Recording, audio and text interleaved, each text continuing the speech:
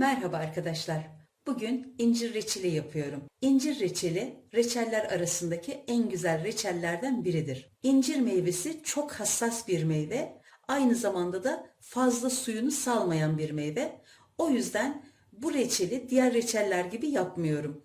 Önce şerbetini hazırlıyorum, sonra da incirleri içine atıyorum. Ama böyle incirleri bütün bütün yapacaksak bu tekniği kullanıyoruz. Yok, eğer inciri doğrayacaksak başka bir teknikle yapmamız gerekiyor. Şimdi önce tenceremi alıyorum. Burada 1 kilogram incirim var. 1 kilogram incire 1 kilogram şeker kullanıyorum. Tencereme alıyorum şekeri. Yine şekerin ölçüsünde 1 litre de su ekliyorum. Ve tencereyi ocağa alıyorum. Ocağımı yıkıyorum. Tamamen harlı ateşte şekerler eriyene kadar kaynatıyorum.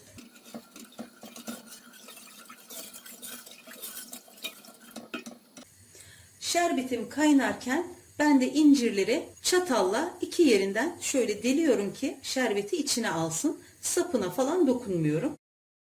Böyle azıcık diri olan incirlerle reçel yapılması daha güzel olur. Şöyle iki yerinden delmem yeterli. Bütün incirlerimi bu şekilde hazırlıyorum.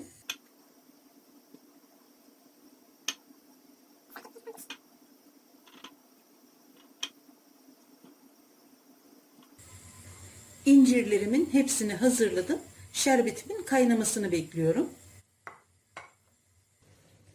Bir parça kabuk tarçın, birkaç tane de karanfili. Şimdi bir tülbent parçasının içine alıyorum ve güzelce bağlıyorum.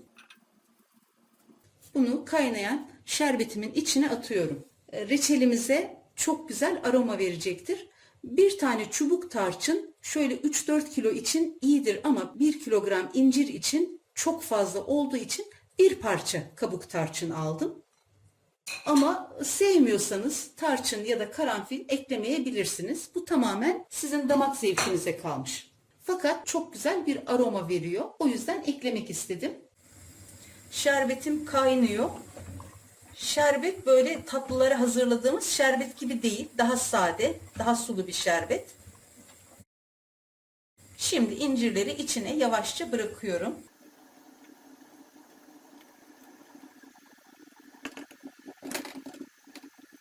İçine bir çay kaşığı da tereyağı ekliyorum. Tereyağı reçelin köpürmesine engel olduğu gibi parlak olmasını da sağlıyor. O yüzden bir parça katmakta fayda var. Şu şekilde şöyle bir karıştırıyorum. Kaynadıktan sonra altını çok hafif kısacağım. Harlı ateşte pişmesi gerekiyor. Daha henüz kaynamadı. Kaynamaya başladı. Şimdi altını çok hafif kısıyorum. Harlı ateşe yakın bir kıvamda kaynaması gerekiyor. Bu şekilde en az yarım saat kaynatıyorum. Bu reçel çok hassas olduğu için böyle kaynarken kaşık değdirmemeye, karıştırmamaya dikkat etmemiz gerekiyor. Reçelim tam yarım saattir kaynıyor. Şimdi altını tamamen kapatıyorum. Neden bu işlemi yaptım? Genelde bu incir reçelinde yapılan hata kaynatılıyor, kıvamına bakılıyor, oldu denip kaldırılıyor. Ondan sonra da bir sürü problem yaşanıyor.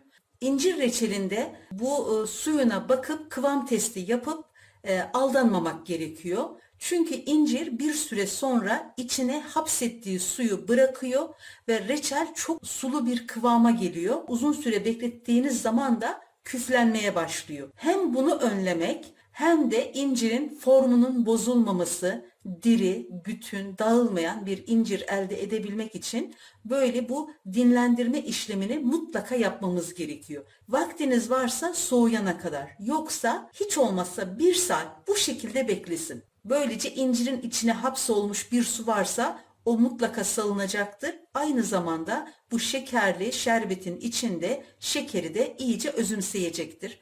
O zaman çok güzel bir reçel elde etmiş oluruz. Reçelim iyice dinlendi, soğudu. Şimdi tekrar ocağı açıyorum. Kaynayıncaya kadar harlı ateşte bu şekilde pişiriyorum.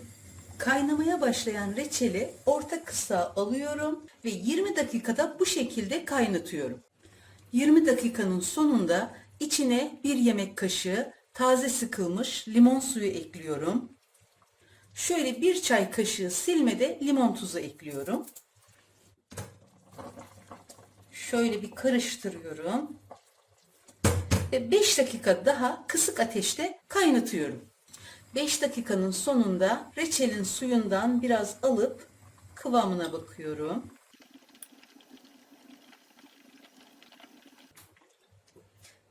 Kıvamı gayet güzel olmuş. Bu bekledikçe daha da kıvam alır. Çünkü ben bunu aldım, buzdolabına koydum. Üzerinden neredeyse 5 dakika geçti. Artık altını kapatıyorum. Kaynama aşaması tam 1 saat sürdü. Zaten bu bütün incirlerin reçelinde en az 1 saat kaynatmak gerekiyor. Şimdi içindeki keseyi alıyorum.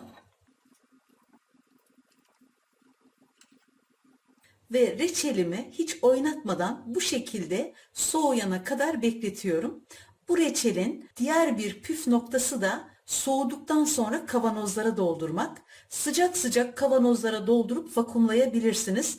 Ama o zaman işte bu şekil bütünlüğü bozuluyor. Böyle tencerede kendi halinde soğuduğu zaman o diriliğini, bütünlüğünü koruyor.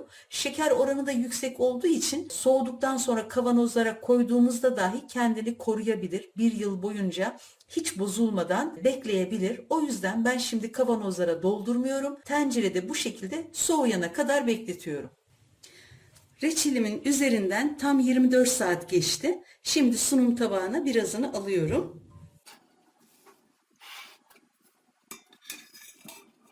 Şöyle biraz da suyunun kıvamını göstermek istiyorum. Bakın.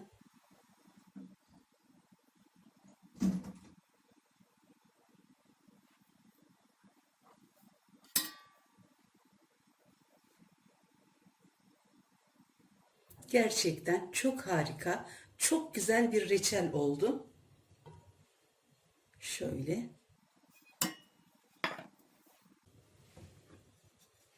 Reçelimin artık son hali böyle. İncir reçeli oldu bittiye getirilecek bir reçel değildir. Kendine göre kuralları var. Özellikle o bekletme süresine mutlaka uyulmalı ve 1 saatten az pişirilmemelidir. İncir reçeli kurallarına uygun yapıldığı zaman bal kıvamında olağanüstü güzel bir reçel ortaya çıkar. Bu güzel reçeli herkes yapsın, herkes denesin isterim.